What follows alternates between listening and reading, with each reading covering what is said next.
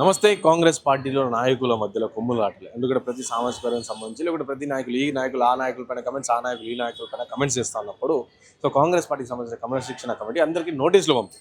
మాట్లాడిన దీనిపైన మనతో పాటు మాట్లాడడానికి Congress party Seva Dal state central secretary మనతో పాటు దయాకర్ అని ఉన్నారు. అన్న, ఏం చెప్తారు? ఇట్లా కాంగ్రెస్ పార్టీలో ఇట్లా ఈ విధంగా ఒక నాయకులు పడట్లేదు, ఇట్లా కొట్లాటలు కొమ్ములాటలు ఇవన్నీ ఎందుకు జరుగుతున్నాయి? కాంగ్రెస్ పార్టీ సముద్రం లాంటిది. పాత కాంగ్రెస్ కొత్త కాంగ్రెస్ అని ఎవరైతే తెర మీదకి వచ్చిందో మాకు పదవులు లేదు అంటున్నారు. అంటారు కుట్లాటుకోవటమే తప్ప ఏదైనా సమస్య వచ్చినప్పుడు అందరం కట్టుగా ఉండు పార్టీని అధికారంలో తెచ్చే విధంలో అందరం కష్టపడతాం, పార్టీలో అధికారంలో తెచ్చుకున్నాం. అంటే రేపు రానున్న రోజుల్లో కూడా ఒకేసారి అందరికీ న్యాయం చేయలేడు కాబట్టి కొట్లాటలు జరుగుతుంటాయి. బాగా ఎక్కడైనా వాగ్దానాలు చేస్తుంటే నాకు ఎమ్మెల్సీ ఇస్తా, మంత్రి పదవి ఇస్తా అంటే అందరికీ మన ఇంట్లో ఉన్న మనం అందరి నలుగురికే మనం న్యాయం చేయలేము.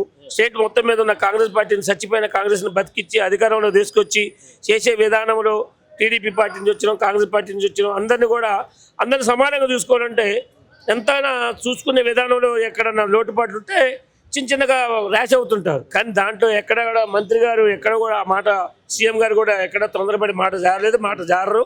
అందరినీ ఆయన కార్యకర్తలు కన్నతల్లి లాగా ప్రేమ ఎలా ఉంటుందో కాంగ్రెస్ పార్టీ మీద అదే ప్రేమ చూపిస్తారు. టీడీపీలో అంటే ఈ విధంగా జరుగుతున్నప్పుడు, ఈ విధంగా కొమ్ములాటలు అన్ని కూడా జరుగుతున్నప్పుడు ఆ ప్రతిపక్ష పార్టీలో కావచ్చు లేకపోతే అపోజిషన్ పార్టీల మధ్యలో కాంగ్రెస్ బలైన పడుతుంది కదా. అవి వాళ్ళు బురద చల్లటానికి అనే మాటలు అనుకుంటారు. కానీ టీఆర్ఎస్ పార్టీ కానీ బీజేపీ కానీ రేపు రానున్న రోజుల్లో కలిసి పోటీ చేసి వాళ్ళ రెండు పార్టీలు కూడా మాకు ఇప్పుడు లెక్క కాదు. ప్రతిపక్షం అనేది లేదు. ప్రతిపక్షం అనేది ఉందనుకుంటే కేసీఆర్ గారు ప్రతిపక్ష హోదాలో అసెంబ్లీకి వచ్చి మాట్లాడాలా? ఏ రోజు మాట్లాడలేదు. ఆయన ఫామ్ హౌస్కి అంకితం అయిపోయారు. కొడుకు అల్లుడు వాళ్ళిద్దరు మాట్లాడుకుంటూ వాళ్ళిద్దరు ఒకటే మాట మీద ఉన్నారు. నువ్వు అధ్యక్షుడివా, నేను అధ్యక్షుడినా అనే వాళ్ళిద్దరు కొట్టుకుంటున్నారు. మా సీఎం అన్నట్టు బిల్లారంగా అన్నట్టు వాళ్ళిద్దరు కొట్టుకుంటున్నారు. అధ్యక్ష పదవి నీకా నాకా అని కేసీఆర్ గారి మీద ఒత్తిడి తెస్తుండే నాకు అని ఈయన. వాళ్ళు కొట్టుకుంటున్నారు తప్ప మా మీద మేము చేసే సంక్షేమ పథకాలు చూసి జనాల్లో వాళ్ళు చేసిన 10 సంవత్సరాల్లో దుర్వినియోగం, ఇన్ని సంవత్సరాల్లో ఏదైనా వాళ్ళు చేసిన ఖర్చు పెట్టినా కానీ తెలంగాణ లాస్లో కానివ్వండి, తెలంగాణ ఉద్యమకారులు కానీ వాళ్ళు ఎక్కడ ఏ ఊరికి న్యాయం చేయాలి. ఏదైనా తెలంగాణ వచ్చింది, న్యాయం జరిగింది, బాగుపడ్డామంటే ఆ నలుగురే బాగుపడ్డారు, ఆ 4 కుటుంబాలే బాగుపడ్డాయి. దాంట్లోనే ఉన్నారు తప్ప వాళ్ళు 10 ఏళ్లలో చేయలేని అభివృద్ధిని, సంక్షేమ పథకాలు కానీ ఏదైనా కూడా మేము ఈ 3 ఏళ్లలో చేయటం వల్ల వాళ్ళు బయటకు వచ్చి చెప్తే జనాలు నమ్మే పద్ధతిలో లేరు, నమ్మే విధానంలో లేరు. కాబట్టి వాళ్ళు కొట్టుకుంటారు. జనాలు నమ్మే విధానంలో ఎక్కడా లేరు. రేపు రానున్న రోజుల్లో జెడ్పీటీసీ కానివ్వండి, జిహెచ్ఎంసీ ఎలక్షన్లో చూడండి, ఇప్పటికే వాళ్ళు బీజేపీ కానీ టీఆర్ఎస్ కానీ రెండు ఒకటే. వాళ్ళు మమ్మల్ని అంటారు కానీ వాళ్ళే ఒకటి.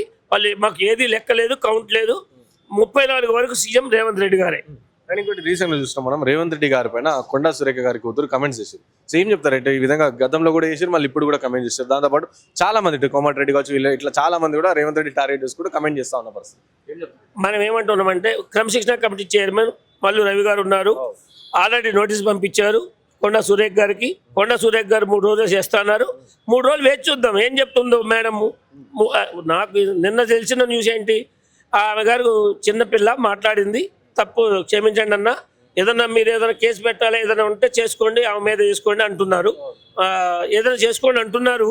కానీ అట్లా కాకుండా జనాలందరూ కోపమే. ఏమన్నా మామూలు వ్యక్తి మీదనో విసురుంటే సవాల్సి బాగుండేది, కానీ సీఎం మీద విసిరారు కాబట్టి దాని మీద 3 రోజులు వేచి చూద్దాం ఏం చేస్తారో. సీఎం గారు కూడా లేరు, అవుట్ ఆఫ్ కంట్రీ, ఆయన గారు లేరు కాబట్టి పిసిసి వాళ్ళు మాట్లాడుకొని రానున్న రోజుల్లో క్రమశిక్షణ కమిటీ ఏ చర్యలు తీసుకుంటే దానికి కొండా సురేఖ గారు కట్టుబడి ఉంటుంది. పార్టీకి ఎవరైనా కట్టుబడి ఉండాల్సింది.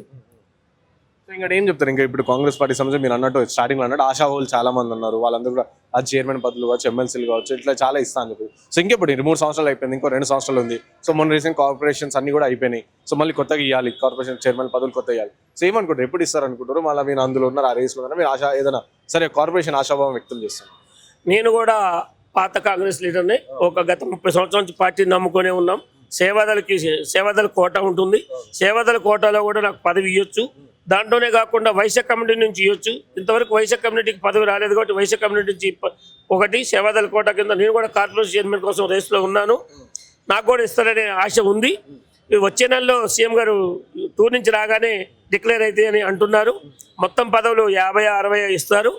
దాంట్లో కూడా నేను ఆశాభావుండే, నాకు కూడా పదవి ఇస్తారని ఆశతో ఎదురు చూస్తున్నా తప్ప ఇవ్వలేదని చెప్పేసి పార్టీని తిట్టే విధానంలో మాకు లేదు. అది టీఆర్ఎస్ నుంచి వచ్చిన వాళ్ళకి ఆ విధానం ఉంటుంది తప్ప పాత కాంగ్రెస్ లీడర్లకు అలాంటి విధానం ఉండదు.